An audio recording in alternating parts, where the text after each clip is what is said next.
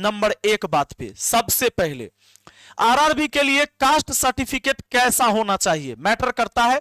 किसके लिए जरूरी है, एससी या एसटी या ओबीसी के लिए उम्मीदवारों के लिए। जनरल को कास्ट सर्टिफिकेट की जरूरत नहीं होती है। क्लियर हो गए। अगला बात और समझ लीजिए। दूसरा, सर्टिफिकेट किस फॉर्मेट में होना चाहिए। भारत सरकार यानी सेंट्रल गवर्नमेंट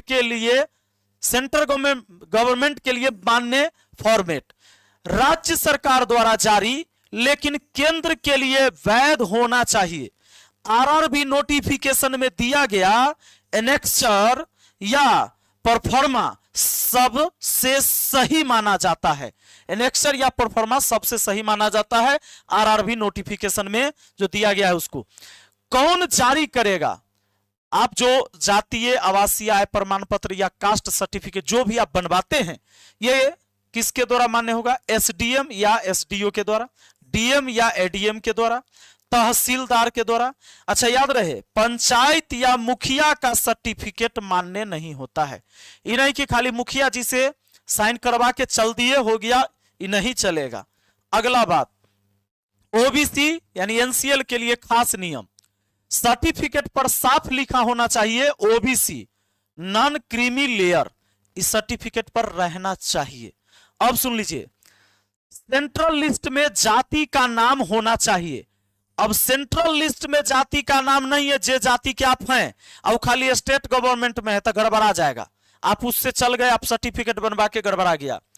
सर्टिफिकेट की वैधता आमतौर पर 1 साल मानी जाती है। 1 साल से ज्यादा पुराना नहीं होना चाहिए। आपका चाहे जातीय हो, आवासीय हो, आय हो, एनसीएल कुछ भी आप बनवाते हैं ना, ओबीसी सर्टिफिकेट कुछ भी, तो आपको क्या करना होगा, 1 साल पुराना नहीं होना चाहिए।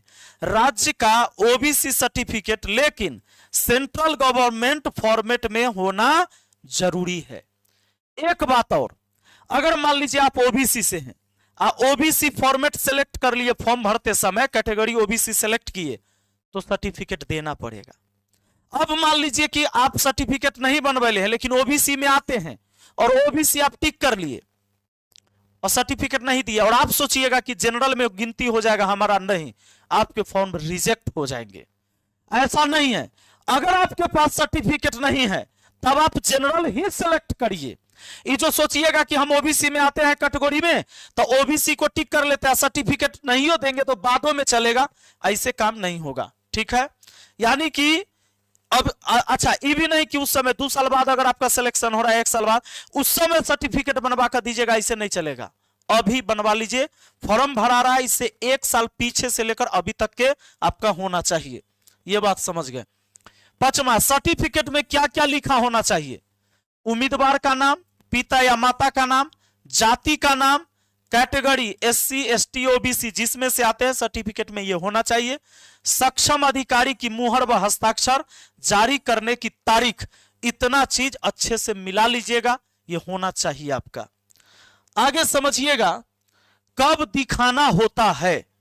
डॉक्यूमेंट वेरिफिकेशन या डीवी के समय, ये कहिए डीवी के समय ऑनलाइन फॉर्म भरते समय सिर्फ डिटेल भरनी होती है। ऑनलाइन जब फॉर्म भरेंगे तो सिर्फ डिटेल भरनी होगी, लेकिन ये सारे डॉक्यूमेंट उस समय दिखाना पड़ेगा। तो इन्हें कि उस समय बनवा के जाइएगा, बनवा के अभी से आप तैयार रखेंगे। ठीक है।